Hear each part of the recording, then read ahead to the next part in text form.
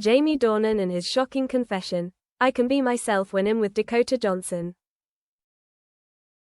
Hollywood media went crazy when Jamie Dornan made a surprise appearance on an independent podcast called Behind the Curtains, where famous actors share the true stories behind the scenes.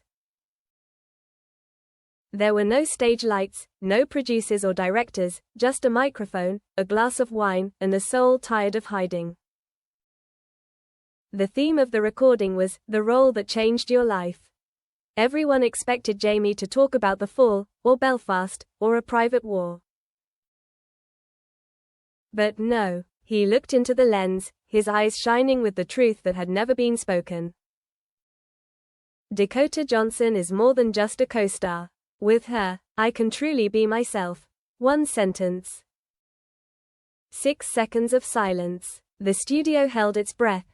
Fake it to live. Jamie Dornan was once called the golden boy of Irish cinema, a global sex symbol after the 50 Shades series.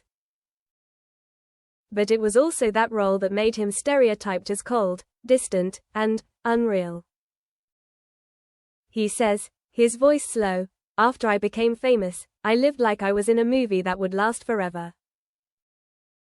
Even in real life, married to Amelia Warner, 3 beautiful children, a model, family life. But behind all the interviews and red carpets, Jamie admits he often fell into depression, because he felt like he was living the Jamie Dornan people expected, not the real him. And then I met Dakota. Behind Anastasia's eyes, when they started filming 50 Shades of Grey, Jamie and Dakota were not close. They were co-stars, thrown into a world full of pressure, sex scenes, psychological scripts, and millions of eyes watching. But according to Jamie, the first thing that made him feel safe was Dakota didn't try to please anyone. She's weird. Sometimes she's laughing in the morning, and then she can be silent for an hour that afternoon just because the wind is blowing in the wrong direction. But Dakota never hides her feelings. To me, it's like a real wind. During the long, stressful days of filming, they gradually learned to trust each other. Not just because of the intimate scenes, but because there was no need to explain. I could sit next to her for hours, not saying a word. No one felt suffocated. No one tried to talk to fill the void. That was the first time I felt, no need to act anymore. Not love, not friendship. When asked, "Do you love Dakota?" Jamie just smiled. He didn't say, yes, or no. If love is a house, Dakota is the room I lock the door to from everyone, but she just walks in like she's always there. Friendship? Not really. Love? Not sure. They once took a midnight walk in Paris after promoting the second film. They once sat on a rooftop in Vancouver, sharing memories of Jamie's mother's death and the loss in Dakota's family. No one knew, because no one took pictures, no one promoted it. Jamie recalls a memory from the final film premiere. "I had a high fever, almost fainted. Dakota didn't say anything, just brought me a cold towel, and sat by my bed. She recited poetry, a Spanish poem that I didn't understand.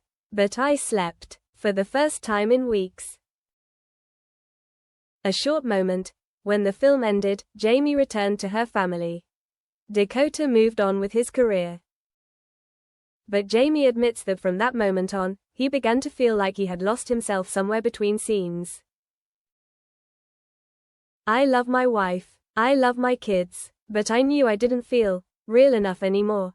Dakota and Jamie didn't communicate often. But some nights, they would send each other songs without words. A note, a melody, no explanation.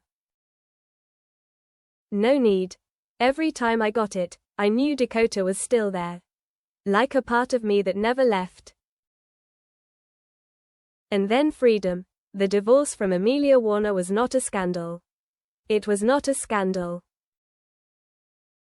But for Jamie, it was a years-long internal disintegration, starting with the moment he realized there was someone else who had seen him more clearly than anyone else.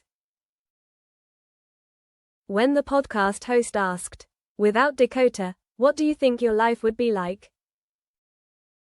Jamie was silent. I think I would still be alive. But not really. Alive. The words cut like a knife through the perfect surface of the Jamie Dornan image the world once knew. No longer the cold Christian Grey. No longer the quintessential Irish actor. Just Jamie, a man who wanted to be understood.